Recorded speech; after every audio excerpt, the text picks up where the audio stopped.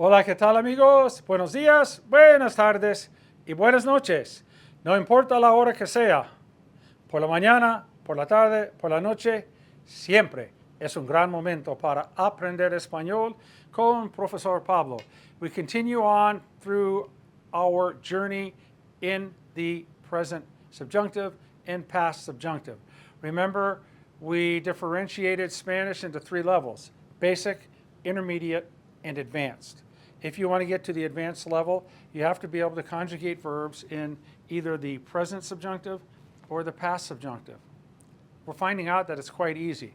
Now today, basically, we're going to form our focus on the yo form, like creo and no creo, creí and no creí, and creía and no creía. The other forms are there for you if you want to use them. But we're going to focus on creo, creí, and creía, and then we're going to focus on no creo, no creí, and no creía. And just know that all these other conjugations, you can do the same thing with them as we do in the yo form. Okay, we've got some new terms for you. Baby drinks formula, right? Mother's milk. Then they get sooner or later to puree. Then they get to whole food, right? Well, like us, now we're at the advanced level. I can give some advanced terminology to you.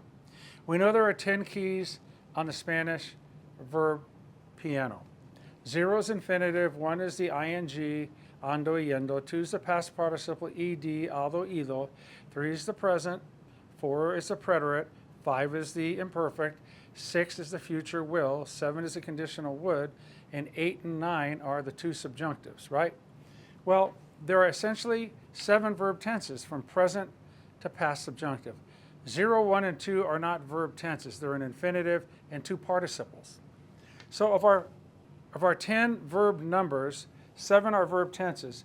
Indicative means that the present, the preterite, the imperfect, future, and conditional all indicate either what happens in the present, what happened in the preterite, what used to happen or was happening or would happen all the time in the imperfect, what will happen in the future, and 7, what would happen, right, with the conditional.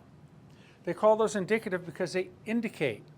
The subjunctive is only for 8 and 9. Technically, they call these the moods of the verb. We don't care about that. We just want you to know that if I say a verb is followed by indicative, that means you follow it by non-subjunctive. If I say it's followed by indicative, you do not follow it with 8 or 9. If I say it's followed by subjunctive, then you follow it with 8 or 9. Now, indicative, again, are verb tenses that indicate things in the different tenses. The subjunctive verb tenses, 8 and 9, are characterized by doubt, uncertainty, imposition of will, telling someone to do something, asking someone to do something, or emotion. Verb numbers 8 and 9. So, let's come down here. Creer que plus indicative means you're going to be using verb numbers 3 through 7 after creer que. After no creer que, you're going to use verb numbers 8 and 9 because with no in front, it requires the use of the subjunctive.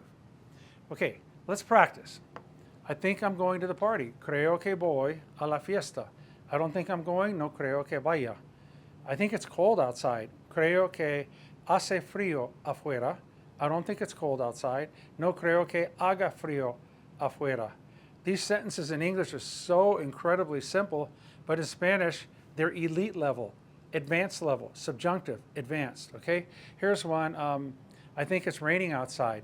Creo que está lloviendo afuera. I don't think it's raining outside. No creo que esté lloviendo afuera. I think she has arrived at the airport. Creo que ha llegado al aeropuerto.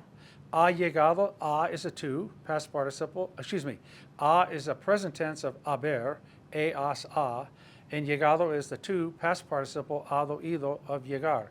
Creo que ha llegado al aeropuerto. Put that in the subjunctive. I don't think she has arrived at the airport. No creo que haya, H-A-Y-A, llegado al aeropuerto. No creo que haya llegado al aeropuerto. I think they're brother and sister. Creo que son hermanos. The negative, I don't think they're brother and sister. No creo que sean hermanos. I think the game is next week. Creo que el partido es la semana próxima. I don't think the game is next week. No creo que el partido sea la semana próxima. I think mom likes chocolate. Creo que a mamá le gusta el chocolate. I don't think mom likes chocolate anymore. No creo que a mamá le guste el chocolate. No creo ya que a mamá le guste el chocolate. I think they are outside. Creo que están afuera. I don't think they're outside. No creo que estén afuera. Shh. I think she is asleep. Creo que está dormida. I don't think she's asleep. No creo que esté dormida. So those are some examples. So creo que is going to be followed by the indicative. But let's run it through verbs 3 through 7. I think I'm going. Creo que voy. I think we won the game. That would be a preterite for. Creo que ganamos el partido. Let's go imperfect. I think they were brother and sister. Creo que eran hermanos. Let's go with 6, future. I think it will rain tomorrow. Creo que lloverá mañana. I think he wouldn't do it. Creo que no lo haría. There it is. So you can use, after creo que, you can use present, preterite, imperfect, future, or conditional. The 5 indicative verbs. The 5 indicative. Let's take another one. I think she's coming. Creo que viene. I think she came. Creo que vino. I'm going to say, I think she used to come to class here every day. Creo que antes venía a clase todos los días. I think she will come tomorrow. Creo que vendrá mañana. Yeah, if we had a party, si tuviéramos una fiesta, I think she would come. Creo que vendría. Creo que vendría. See how that works? So creer que is powerful. But remember, you're not going to use 8 or 9 after creer que with one gray area exception. Now, if you're going to ask a question, let's say it's a party. Do you think they are coming? ¿Crees que vienen? That's fine. Do you think they're coming? ¿Crees que vienen? Or you could say, with a present subjunctive, ¿crees que vengan?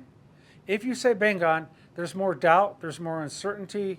It's kind of not so much a possibility, nothing really guaranteed or ensured that they're coming.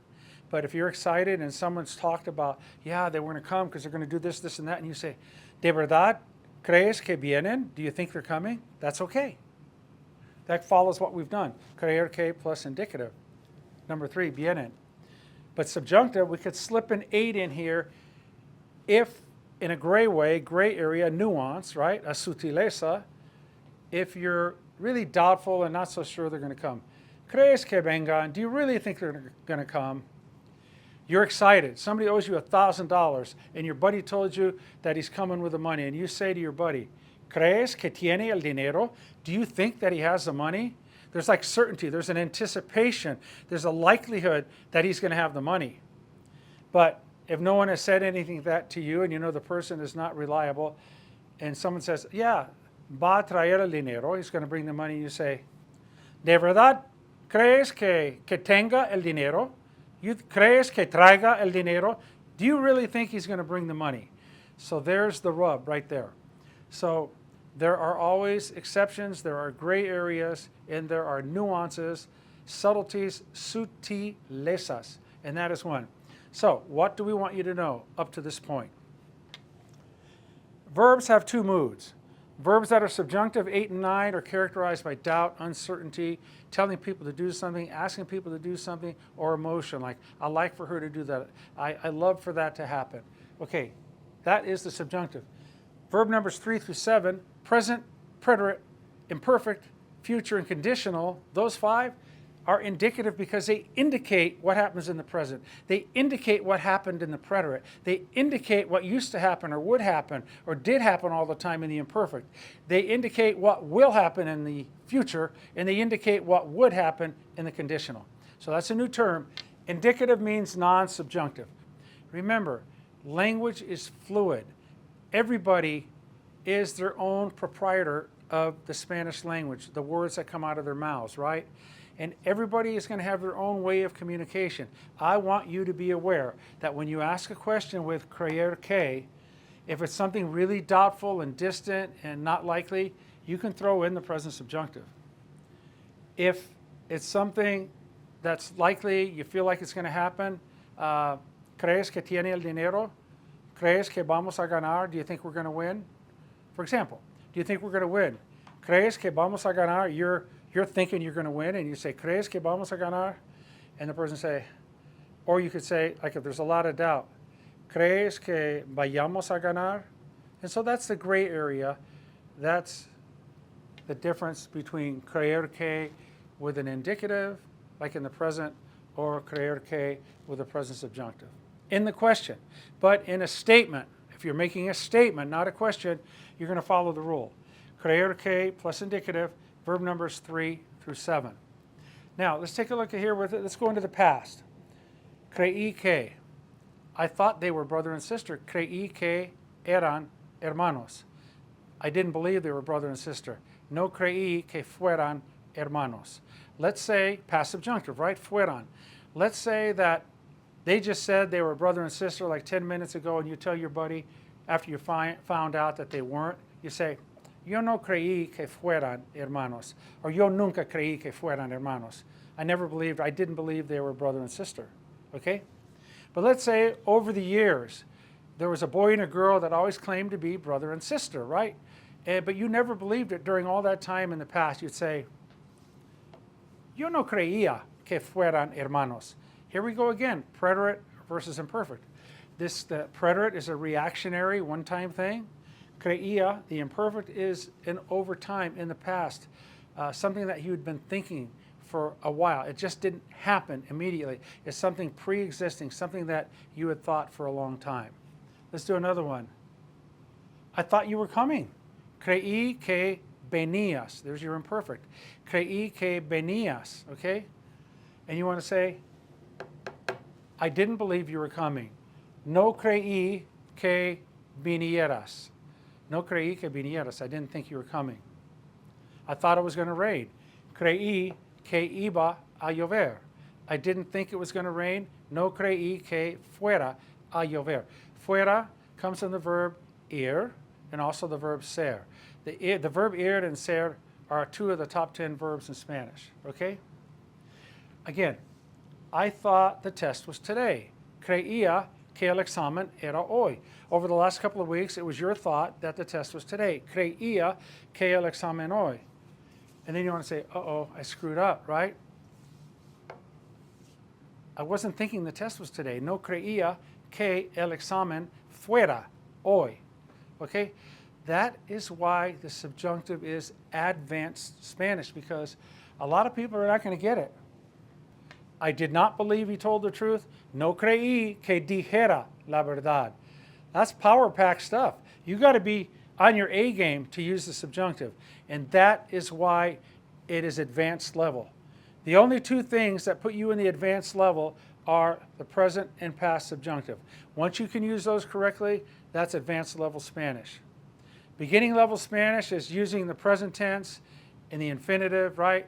And then all the other tenses in between is like intermediate. But advanced level is using the subjunctive. All right, let's do a few more examples. Creo que tienen nuestras llaves. They came, you want to say, I didn't believe they had our keys. Just like a one-time reactionary thing. Yo no creí que tuvieran nuestras llaves. It was over a period of time. House was getting broken into, and somebody said, yeah, they have your keys. You want to say, no, I never really believed that they had our keys. You'd say, yo no creía que tuvieran nuestras llaves. So let's not make this difficult. Let's go back and simplify. If you're going to say that you believe something, you're going to follow with an indicative. Verb numbers 3 through 7. Let's do 3 through 7 again. I think I'm going. Creo que voy. I think she went. Creo que ella fue. Imperfect.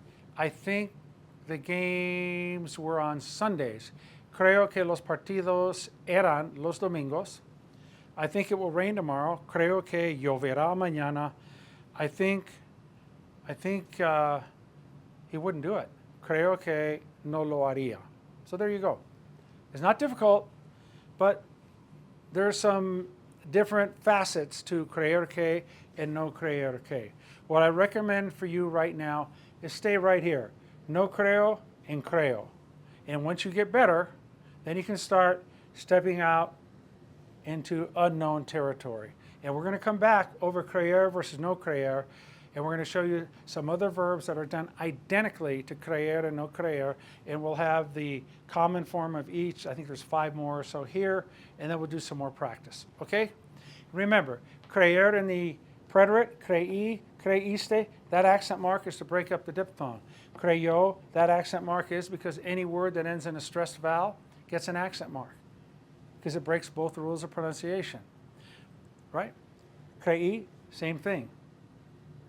Over here, and it also breaks up the diphthong. Creí, it makes it creí instead of crey. Here we go. Creímos, the accent mark on the I, breaking up the diphthong. And creyeron, no accent mark. Creyó and creyeron, it's a Y verb as well, isn't it? Creía, in the imperfect, it's regular. It has the accent mark on the I all the way. Creía, creías, creía, creíamos, creían. If you want to say to a friend, what do you think? ¿Qué crees tú? What does mom think? ¿Qué cree mamá? What do the girls think? ¿Qué creen las muchachas? What does your dad think? ¿Qué cree tu papá? What did you think? ¿Qué creíste? What did she think? ¿Qué creyó? What did we think? ¿Qué creímos? What did I think? ¿Qué creí? I thought that he was telling the truth. Creí que estaba diciendo la verdad. You see how that is? It just popped into my mind. I thought that creer que it's going to be indicative. Well, estaba is verb number 5, imperfect. That is indicative. Creí que estaba diciendo la verdad. Just take the ing of decir, diciendo la verdad. I thought he was telling the truth. Creí que estaba diciendo la verdad. Now, how would we put that into the past? I didn't believe, a one-time thing, or all the time, like a guy was giving testimony over a month, and you never believed he was telling the truth, right, a day in and day out. You could say, no creía que, or a one-time thing, I didn't believe he was telling the truth. It'd be, no creí que. Now we've got to jump to the past subjunctive. How do you do past subjunctive? You take the ellos form of the preterite, estuvieron, or estuviera, no, estuvieron, change the O to A, that gives you estuvieran. Take the N off, now you have the yo form estuviera, add an S, you have the to form estuvieras, take the S back off, estuviera, add an MOS with 3 back accent, estuviéramos, and estuvieran, you add the N back on. So I didn't think he was telling the truth. No creí que estuviera diciendo la verdad. Ladies and gentlemen, that's a knockout punch. That's like taking Joe Frazier out with one punch. Float like a butterfly, sting like a bee. Be heavyweight champion of the world with the smell of brute and the punch of Ali. Remember that, okay? That is a knockout punch. If you can put a sentence together like, I didn't think he was telling the truth. No creí que estuviera diciendo la verdad. Ladies and gentlemen, you have arrived to the mountaintop. You're right up there.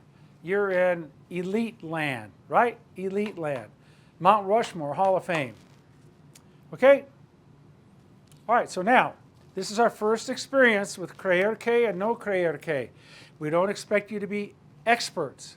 We expect you to understand the concept of indicative and subjunctive. If we say the verb's indicative, that means it's verb numbers 3 through 7. If we say it's subjunctive, it's got to be 8 or 9. Okay? And you know after no creer, you've got to have a subjunctive, so it's got to be verb numbers 8 or 9. We're just adding to your vocabulary. We're giving you another word, another way to organize and compartmentalize your thoughts.